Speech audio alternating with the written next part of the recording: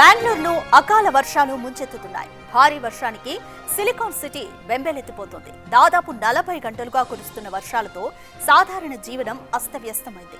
లోతట్టు ప్రాంతాలు జలమయమయ్యాయి. రోడ్లపై వర్షపు నీరు చేరి వాహనదారులు తీవ్ర ఇబ్బందులు ఎదుర్కొంటున్నారు.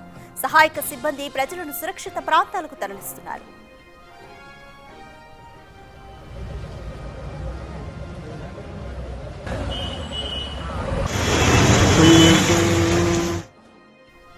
నిన్న భారీ వర్షాలు కురిసే అవకాశం ఉందని ఐఎండీ ముందే రెడ్ అలర్ట్ ని జారీ చేసింది.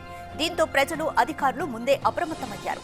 నిత్యం రద్దీగా ఉండే సిల్క్ బోర్డు నుండి రూపేణ అగ్రహారం వరకు ఉన్న హొసూరు రోడ్డు పూర్తిగా మూసేశారు.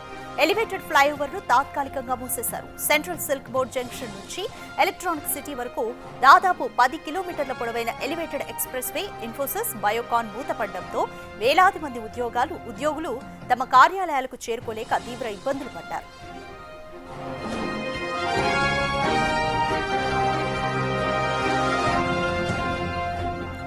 లోతట్టు ప్రాంతాల్లోని ఇళ్లలో వర్షపు నీరు చేరింది. అండర్ పాస్లు నీట మునిగాయి. రోడ్లు, ఫ్లైఓవర్లపై 2 అడుగుల మేర నీరు నిలిచిపోయింది.